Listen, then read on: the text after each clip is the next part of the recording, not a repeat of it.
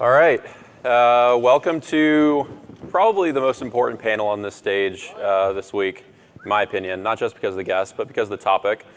We're talking about energy grids and Bitcoin mining, and these lights are very bright. How Bitcoin mining sort of is a force to improve and expand the energy infrastructure that we all rely on, but don't necessarily understand all the intricacies of how it works and how it can improve with mining. So I'm honored to be up here just to ask questions of these preeminent minds in mining and explore a little bit about the things that they're building and dig a little bit into how grids work and how Bitcoin mining can improve that infrastructure for us. I want to start off just with Harry and then go down the panel. Give each of these guys a chance to introduce themselves, tell us a little bit about what they're working on, who they're with, and then we'll dig into some questions. Harry. Awesome, thank you. Harry Sudak, VP of Strategy with Grid. We mine Bitcoin. Love it. Zach Bradford, CEO of CleanSpark. We also mine Bitcoin.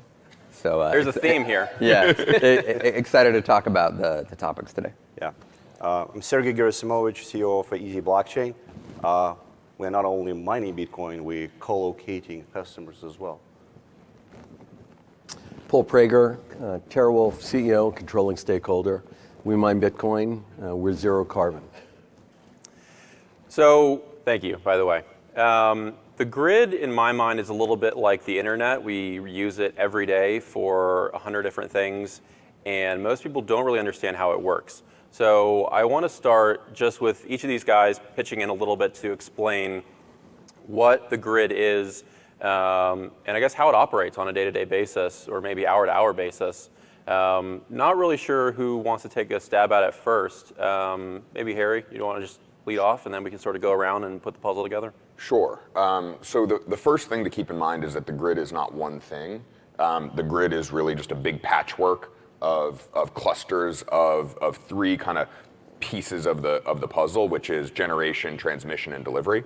And so at a very basic level, what that means is that on one side, there's a turbine spinning. There's lots of different ways to make the turbine spin, but that's what produces the power in the first place. And then the power gets transmitted over lines, high voltage lines typically, all the way around to the different kind of pockets of substations that are sitting out there. And then the power gets brought to a lower voltage and can get consumed and then dispersed out on a delivery basis. So like when you see the power lines like by your house, that's the third form of that energy that started by spinning, then it got moved, then it got delivered.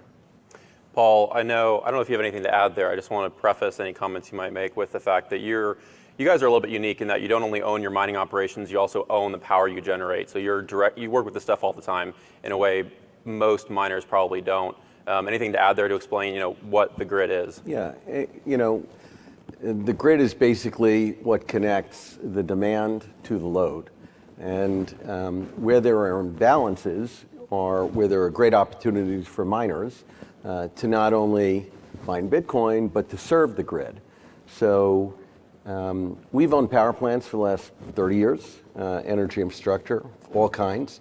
And, we were early adopters of Bitcoin mining. We built out Marathon's facility in Montana. And we decided the right way to go about mining Bitcoin was to focus on zero carbon assets. So that for us is right now hydro and nuke.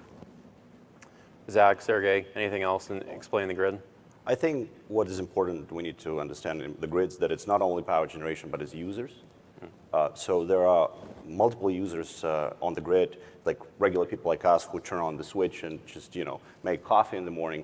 Also, there are crypto miners like us as well who actually mine Bitcoin on a large scale. And both of those users participate in the grid. And that's important to understand that when cryptocurrency miners are using power, they just participate in the same grid as everyone else does. Of course, there are some specific cases where we build microgrids, but I think we'll talk more about that. Yeah, and that's really maybe somewhere that I'd hit on. That's how we got into the space, actually. CleanSpark was a microgrid company. That's what we were focusing on. And something interesting about the grid is, there's all this power being produced and consumed all the time, but it's very intermittent, the usage. People go to work, you go into the office, you turn the lights on, you turn them off. And so we were very involved in energy storage. So in a microgrid setting where you maybe produce power, you consume power, and you store power all in the same site. And as we got exposed to the Bitcoin side, we always talk about this store of value in Bitcoin, but that's really what we're doing is we're storing the value of that energy in Bitcoin.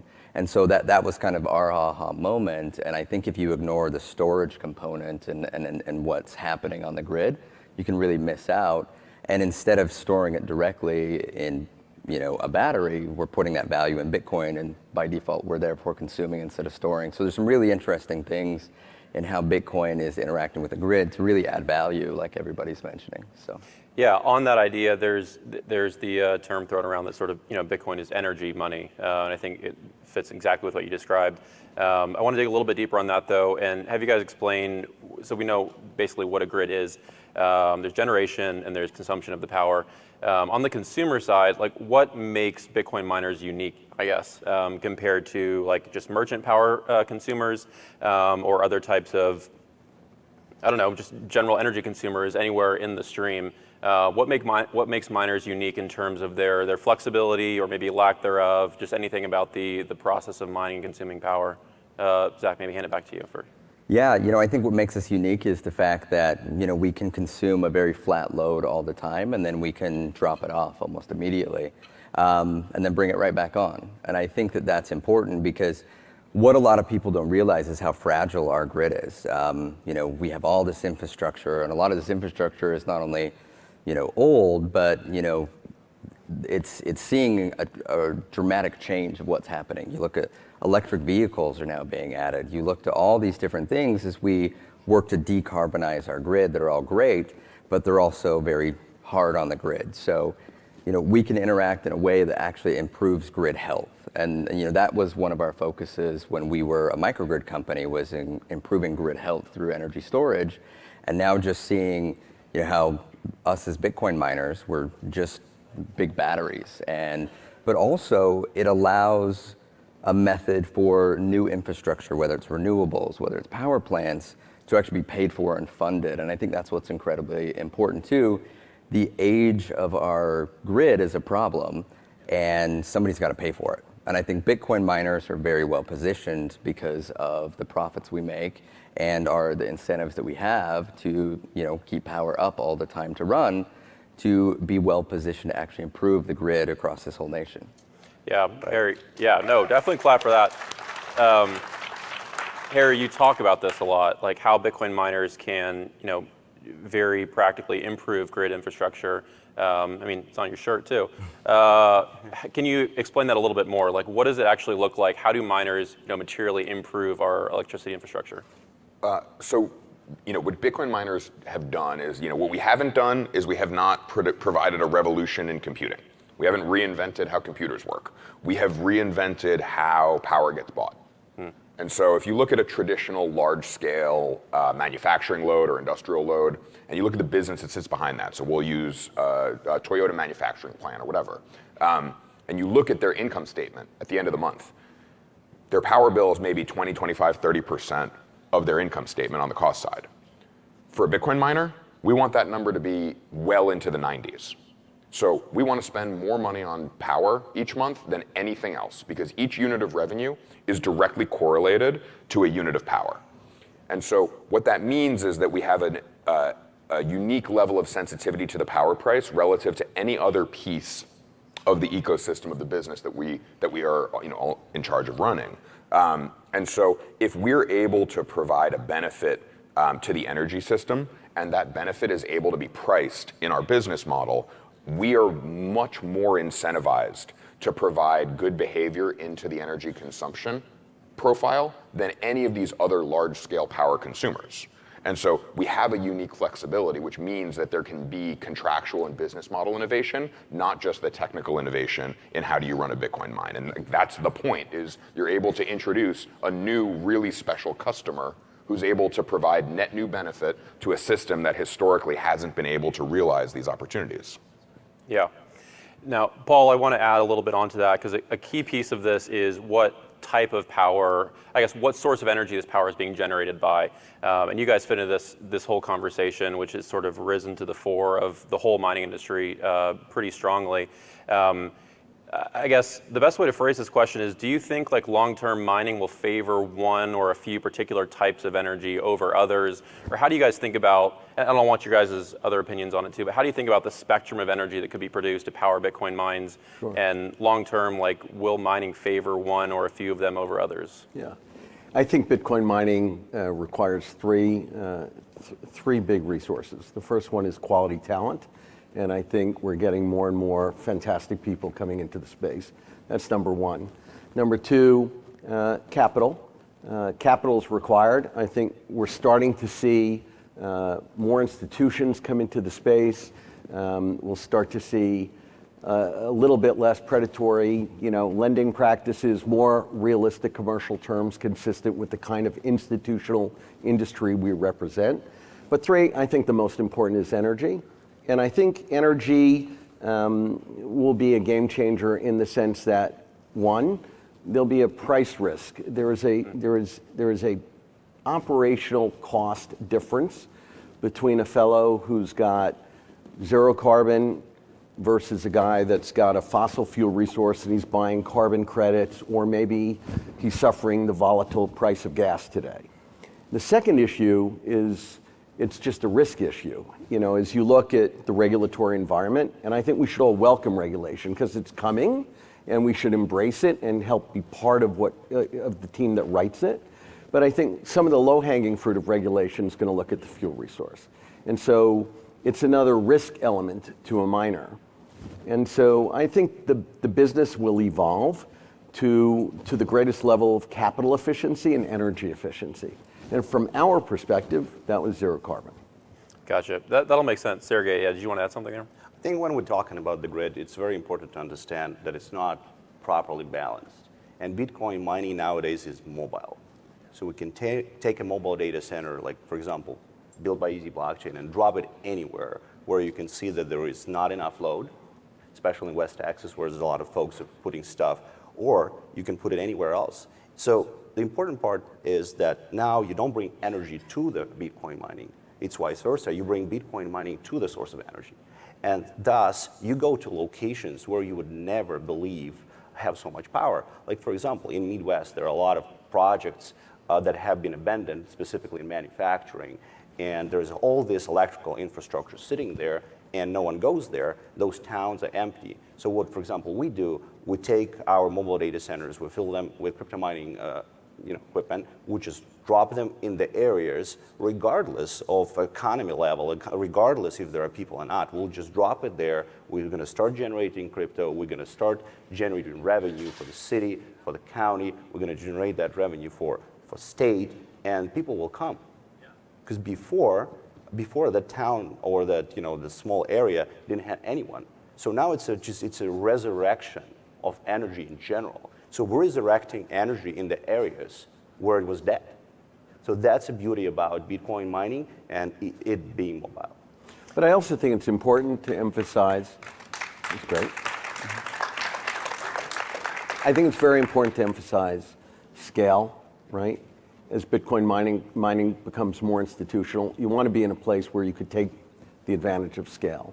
And second of all, long term, right? When you take a look at the energy infrastructure markets, and Bitcoin mining is energy infrastructure, that's what it is. So the fellows that have succeeded in energy infrastructure ultimately had matching resources on both ends. So they were able to find a long-term fuel resource and a long-term electricity offtake. All that we're doing today is taking that local resource of electricity and storing, as you said, in Bitcoin, which is very important. So I think it's important that you can take a long-term view that enables you to scale if you're really going to be a profitable miner. That makes sense. I want to get back to scale in just a minute, but I want to talk about what you both just mentioned, mining as energy infrastructure.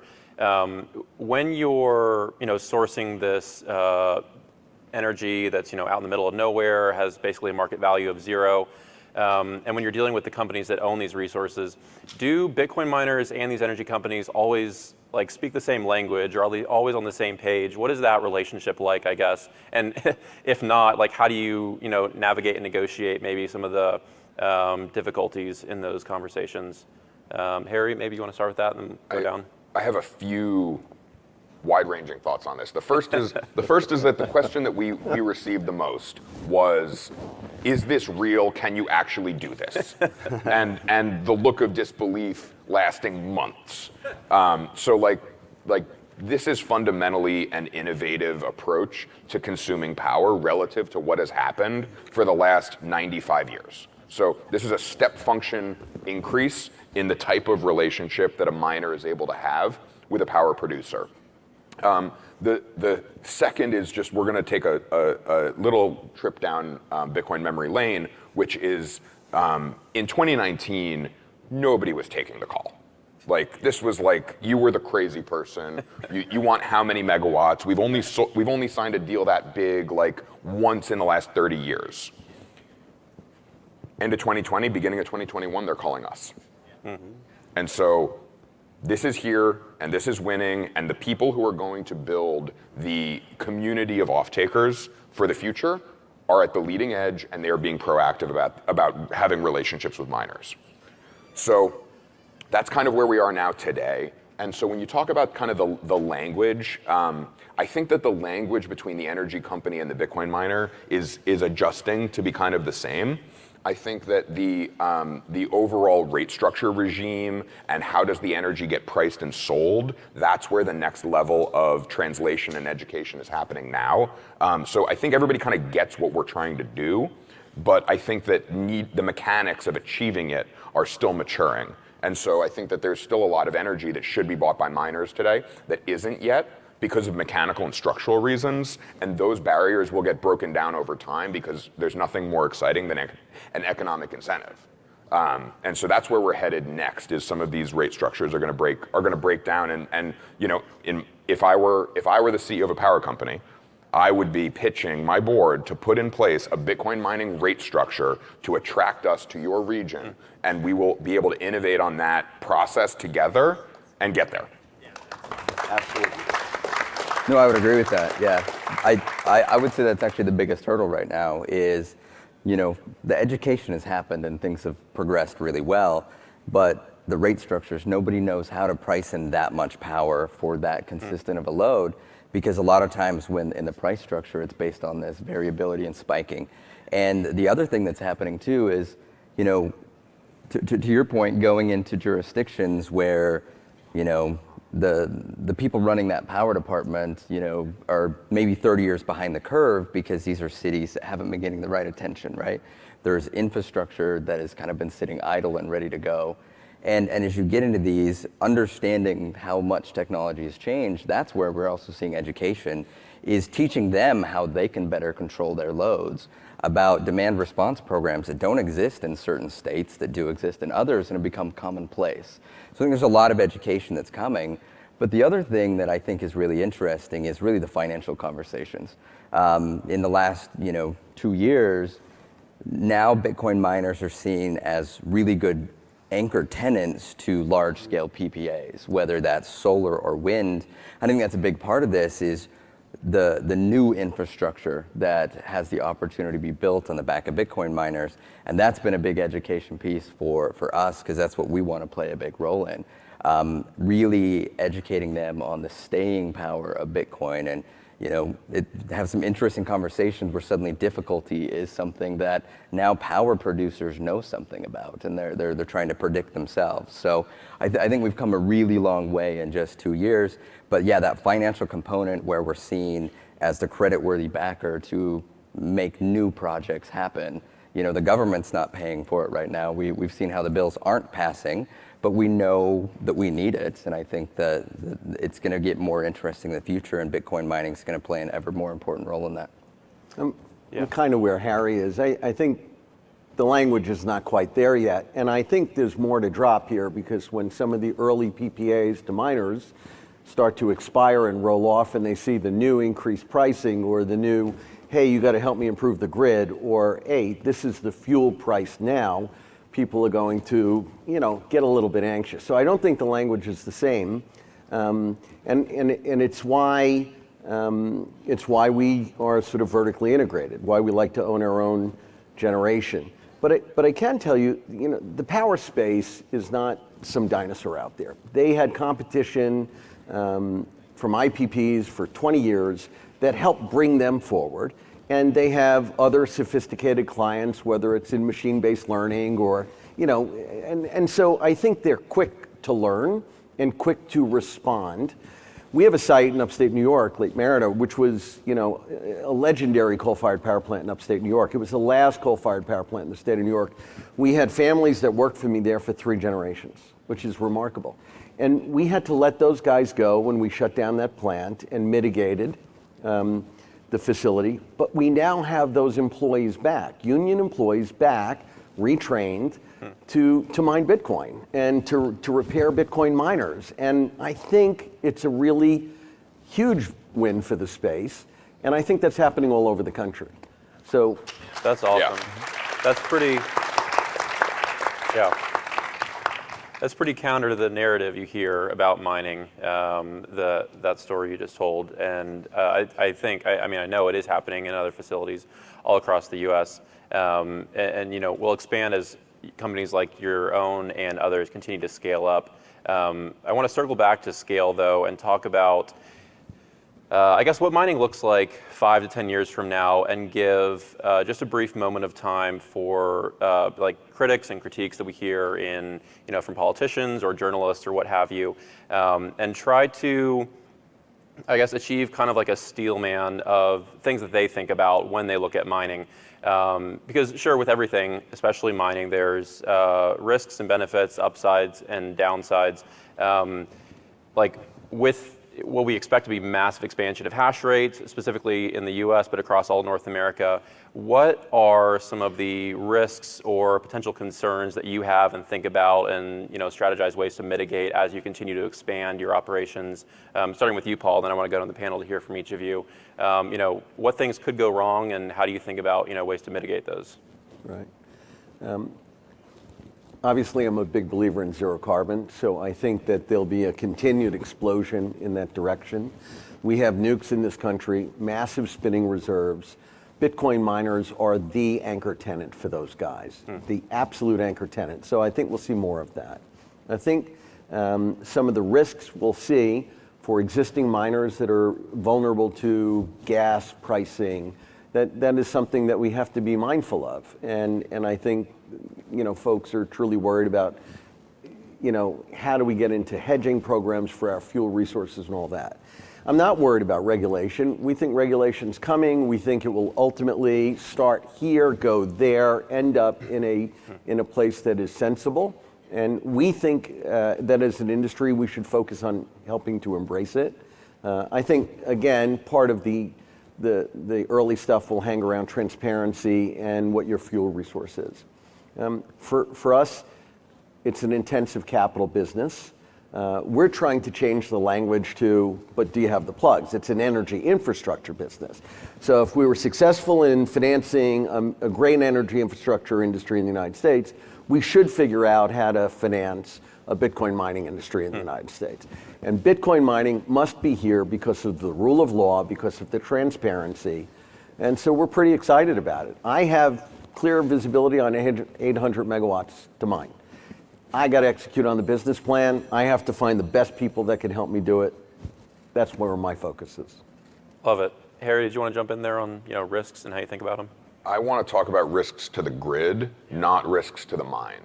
Because I think Bitcoin mines are a very straightforward, phenomenally positive business that bring prosperity to everywhere they're set up. The risk to the grid is the duck curve. So for those of us who are not energy wonks in the crowd, maybe some of you, the duck curve is how the map of renewable generation overlays on top of the map of intraday demand for power. So maybe you run an air conditioner in your hot state, or maybe the washing machine and whatever. Like, we know that within the course of a day, 10,000 households are going to use energy on some reasonably similar basis.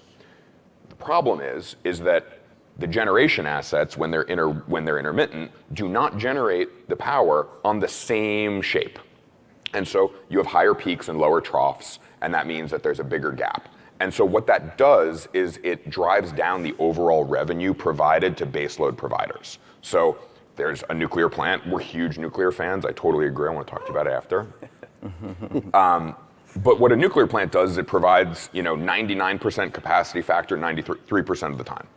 And that's incredibly important because it means that the light switch is always going to work. But it's hard because how do you offtake something with such high uptime? So you've got these two ideas. One is that you have peaker generation, and the other is that you have curtailed consumption. And that's how you map the demand side to the supply side in a grid context.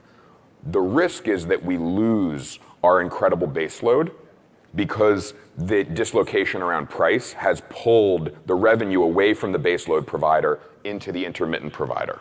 And so if we do not have a healthy relationship between our base load generation and our intermittent generation, we're going to lose access to reliability. Who maybe is from California and has experienced lack of access to power or prices in the, $400 per megawatt hour, 40-cent kilowatt hour type of range? The reason that happens is because there's a power company in California that signed a contract with a household. They are obligated to deliver the power to that household. If the power is not getting generated in the locality there, they've got to go import that power from somewhere else. And so they've represented that they are now a forced buyer in order to make good on their contract to the household. Forced buyers typically don't underpay. And so what we've done is we've created an environment where there are a lot of forced buyers in order to make good on contracts. And so the instability in the mapping of base load and intermittent load into the household consumption has created challenges in the grid. The good news is we've got Bitcoin miners who can really help change the story and the narrative here so that we're able to deliver more power at lower cost to more people, which is highly correlated to human flourishing over time. That's awesome. I'm not sure if everyone here expected to come in and get a Energy Markets 301 course, but we just got it. So, Zach or Sergey, anything to add? No, I'll hit on that, and I appreciate that because actually that's where we've been doing business is largely been in California on the energy side, and the grid health over there is just a disaster. Yeah. And it's become the perfect example of what not to do from a long-term setting. Yeah. So I agree with what everybody said so far. So rather than reiterate that, I want to focus on a different risk and something I think that, thinking long term, I think what's important to us is to be an active participant in the communication of what's being said, out in the market. To make sure, we already know we need to be, good corporate citizens and citizens of the world and behave and all these things. But, making sure we're taking a very active role in communicating these benefits that we're talking about today. I think a lot of people, the narrative is, consume power, but people don't realize the grid health benefits and things like that. So it's about owning the narrative in a positive way. We're seeing people throw, money at counterintuitive narratives, that are largely misleading. And, we, I think as a community, just need to do a better job, or, we can do a better job of further bonding together and making sure that message is really clear.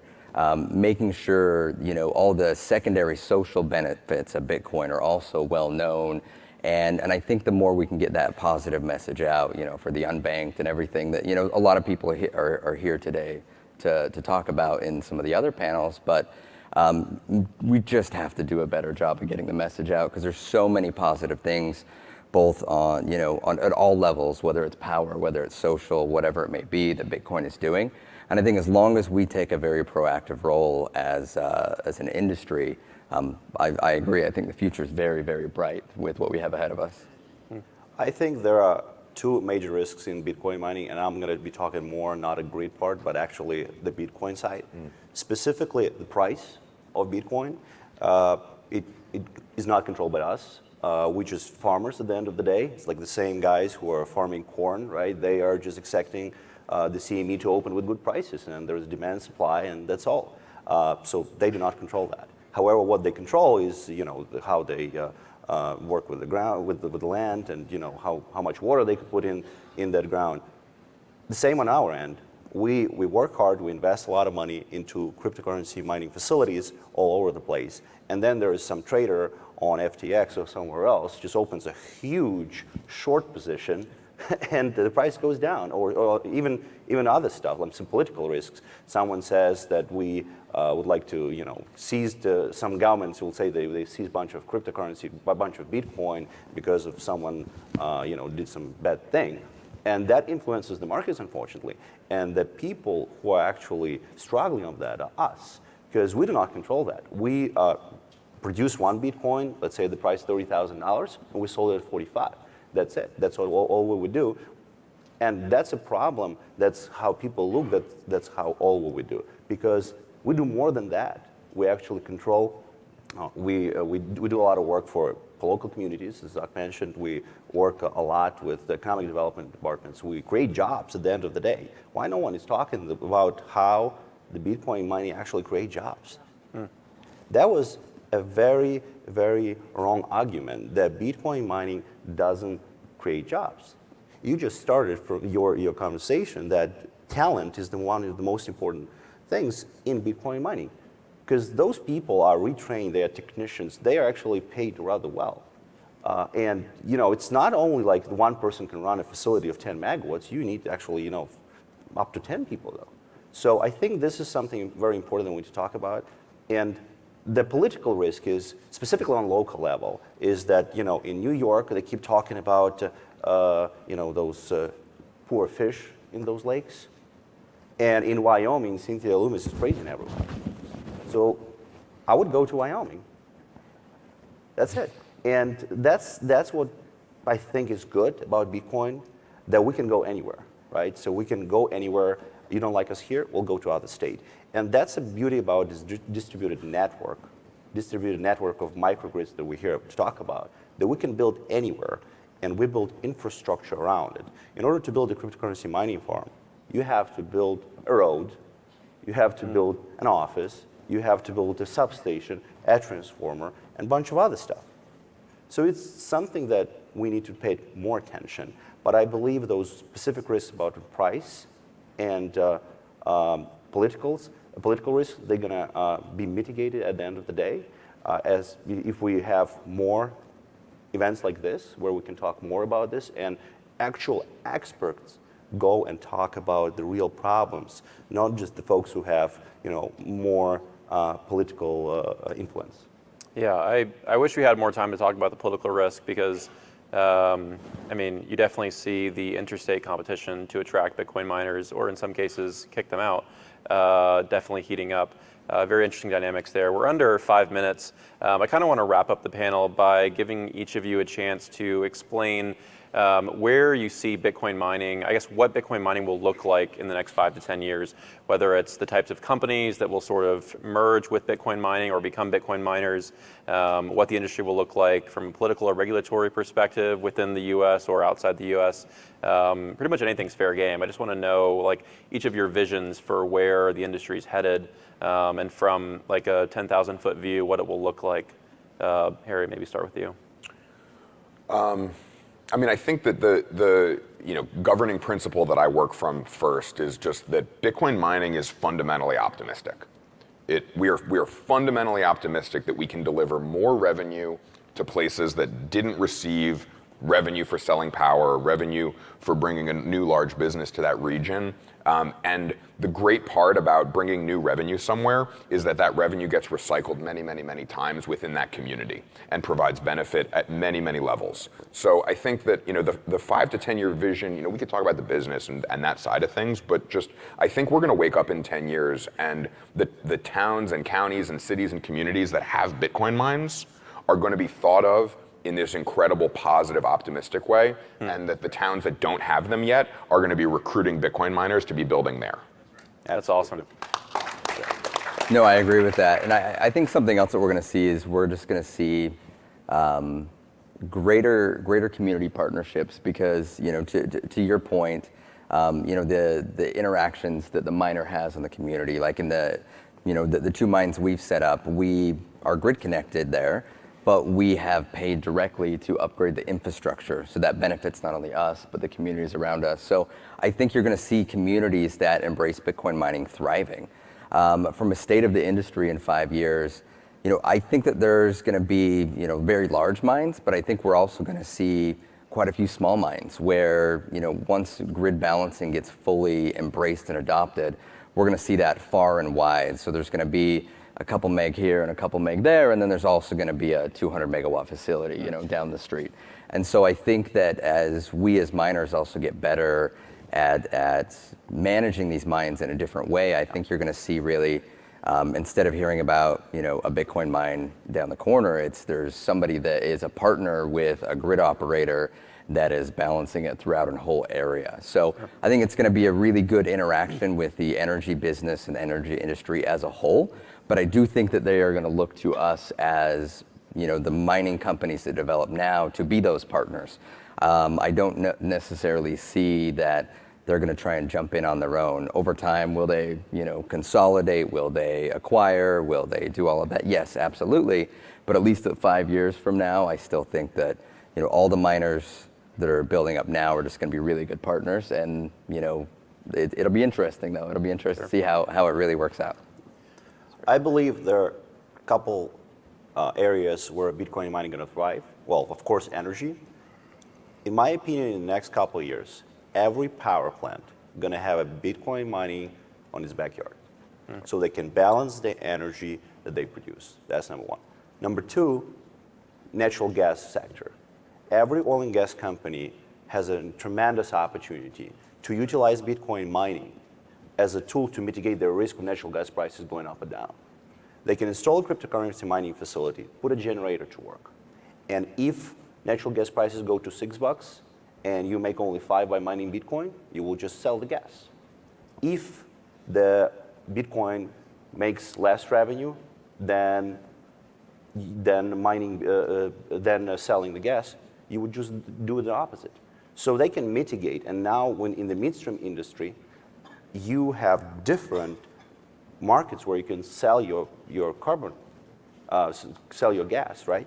So these are the two sectors, all of them are energy. Of course, incentivizing renewables is a big deal. Today we had, I believe, an announcement about Block and Tesla doing a project in Texas. So same thing, you can install, I think there are going to be more and more facilities coming like that online. Yeah. Because you can install solar panels, you can install wind panels, and you can install battery and cryptocurrency mining facility, and it will just break even way sooner than it would before. Yeah. Well, So last night, New York State Legislature passed a law that basically said that Bitcoin mining is going to be covered and assessed by the Department of Revenue and Taxation in New York State. And that's fantastic, because it means that the future that we're all talking about is here, because it put Bitcoin on the same level as the insurance industry and the fintech industry, okay? And what it also means is that when you're contemplating taxation and revenue on a commodity, it means you're not thinking about mandating that it can't exist. So for me, the future of Bitcoin is there'll be consolidation in the space amongst the miners. There'll be consolidation in the space amongst miners and generators. I think you'll see a greater level of vertical integration. We should go back to where you started. You'll see massive improvements in the grid, because transmission is today a regulated thing. And so nobody wants to invest in it because they're going to get a regulated return. Miners will invest in it because they want quality electricity so they can mine all the time. So we're going to see greater infrastructure, which will serve not only all of us and all of you, but our moms, our kids, their friends, anybody that is connected to the grid. Grandma too. I love it. Thank you. Please give a huge round of applause for these guys. Thank you all for sharing your thoughts and visions. We're out of time. Nice to see you, sir. Thank you. I think this is for me. It's a great hat. Hey, it's great. Nice to see you. Thank you. Thank you. Thank you, Appreciate it. channel. Hey. Thank you. Pleasure.